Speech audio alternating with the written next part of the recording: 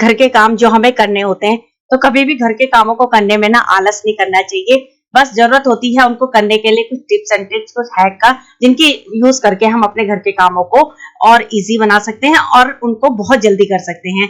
तो hello my dear friends, मैं नीलम कुकरेती स्वागत करती हूँ आपका अपने इस चैनल पर। तो उम्मीद है आज की इस वीडियो में आपको मेरे कुछ टिप्स एंड ट्रिक्स हैं जो पसंद आएंगे।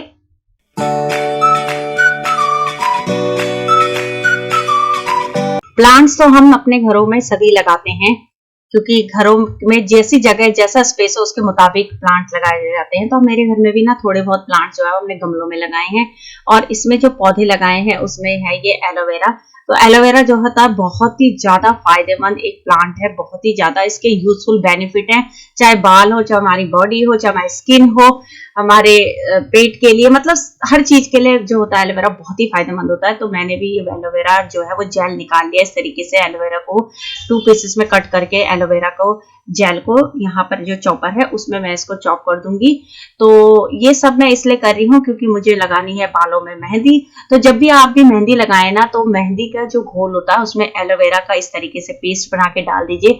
तो आप देखेंगे इससे आपके बालों में बहुत ही ज्यादा आपको यूजफुल, मतलब बहुत ही ज्यादा आपको पॉजिटिव रिजल्ट मिलेंगे। इससे बालों की ग्रोथ अच्छी होती है, शाइनिंग बढ़ती है, और अगर हमारे बालों में डेंड्रफ वगैरह है तो वो भी दूर होते हैं, और बालों को बहुत सारे विटामिन मिलते हैं।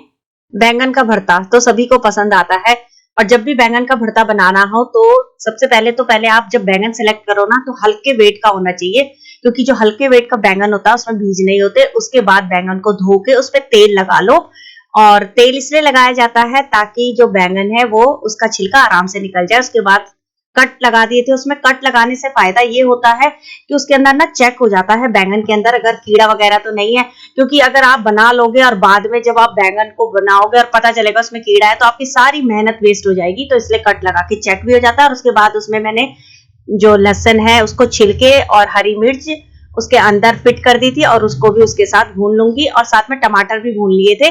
तो भूनने से पता है क्या होता है, बैंगन का जो भरता होता है ना बहुत ही टेस्टी बनता है, उसका स्वाद बढ़ जाता है।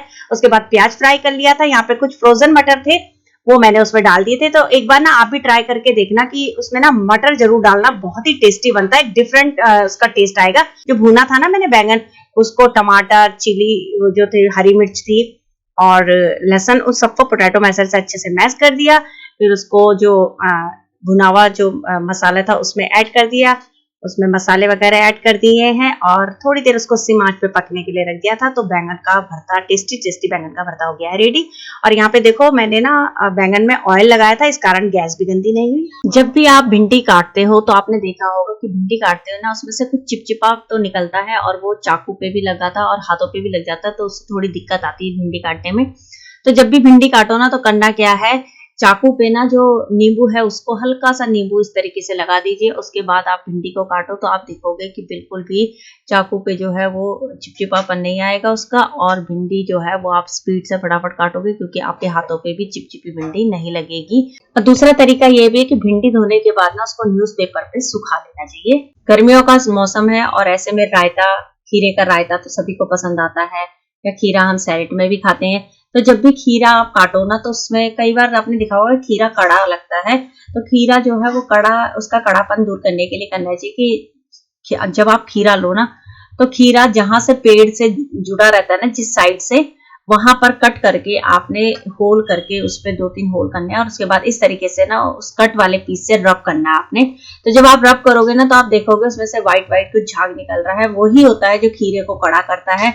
फिर इसको आप इस तरीके से कट करके अलग कर दो, और अब आप देखेंगे खीरा जो है वो बिल्कुल भी कड़ा नहीं लगेगा। और उसके बाद भी अगर आपको कड़ा लग रहा है तो फिर उसके बाद जो इसके खीरे का जो छिलका होता है इसको आप निकाल दीजिए। कभी कभी आप ऑयल का जो होता है वो रिफिल पैक ले आते हो, तो यहाँ पर भी मैं ऑयल का रिफिल पैक ले आई थी, और जिस बोतल में मुझे ऑयल भरना है ना उस जो बोतल का जो होल है वो बहुत ज्यादा छोटा है।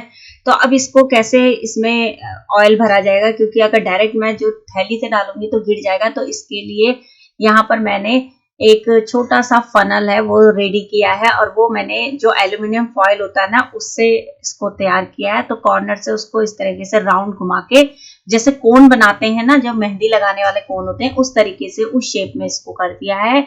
और अब इसको कट करके जब मैं इससे इस फनल से इसमें ऑयल को डालूंगी थी तो बिल्कुल भी ऑयल नहीं गिरा था और इजीली पूरी बॉटल जो है वो मैंने भर ली थी। तो कभी जब घर में आपके पास फनल ना हो ना तो इस तरीके का यूज करके आप बॉटल को फिल कर सकते हैं। चाय तो हम सभी पीते हैं और चाय पीने के बाद जब हम उसको छानते हैं तो छन्नी में इस तरीके से चाय की पत्ती वो होती है वो इकट्ठा हो जाती है। तो आप लोग भी क्या करते होंगे, उसको फेंक देते होंगे, लेकिन आप जब भी आप चाय बनाएं और उसकी जो चाय पत्ती होती है, बची हुई चाय पत्ती को फेंके नहीं, उसको ना अच्छे से धो दीजिए और उसके बाद उसको इस तरीके से एक बॉक्स में ना इकट्ठा कर दो और उसके बाद जितने भी आपके घर के प्लांट्स हैं उनमें उसको डाल दो। तो ये बहुत ही अच्छा एक मैन्योर का काम करती है। तो यहाँ पर आप देखना, आप स्पेशली इसको मनी प्लांट में डालना, तो आप देखना कि मनी प्लांट की ग्रोथ बहुत अच्छी हो गई है, बहुत हरा भरा हो जाएगा और ये बहुत ही अच्छा मैन्योर होता है। जब कभी आप कुछ सामान लेकर आते हैं पॉलिथीन में तो कई बार आपने देखा होगा कि जो पॉलिथीन होती है ना वो इतनी टाइट हो जाती है कि वो इजीली खुलती नहीं। फिर आपको क्या करना पड़ता है, पॉलिथीन को फाड़ना पड़ता है। तो अब आप जब भी पॉलिथीन अगर इस तरीके से टाइट होगी तो उसके लिए आप इस ट्रिक का यूज करो। पॉलिथीन का जो कॉर्नर इस तरीके से जो बंधा होता है ना, जहाँ पे पॉलिथीन को बांधा हुआ, उस हिस्से को आप पकड़ के उसको राउंड शेप में गोल गोल घुमाओ। ऐसा करने से क्या होगा, जो उसका दूसरा हिस्सा है वो अपने आप धीरे ऊपर ऊपर उठ जाएगा और आप फिर इजीली उसको खोल सकते हो। तो आपको पॉलिथीन फाड़नी नहीं पड़ेगी। जब भी हम कोई सब्जी बनाते हैं तो हम प्याज काटते हैं, तो आमतौर पर तो जब हम सब्जी बना रहे थे उसी समय हमें प्याज काटना होता है क्योंकि वो थोड़ी सी क्वांटिटी में होता है। लेकिन कई बार क्या होता है, आपको बाद में कोई सब्जी बनानी है, आप पहले से ही प्याज काट के रखना चाहते हो, तो आप अगर उसको वैसे ही रख दोगे तो आपने देखा होगा प्याज खराब हो जाता है और उसमें अजीब सी स्मेल भी आती है। तो आपको जब भी इस तरीके से प्याज को स्टोर करना है ना, तो छिलने के बाद उसको धो के इस तरीके से जो एयर टाइट जो बॉक्स होते हैं उसमें रख दो और उसमें प्याज में इसमें मैंने 1 चम्मच सिरका डाल दिया था।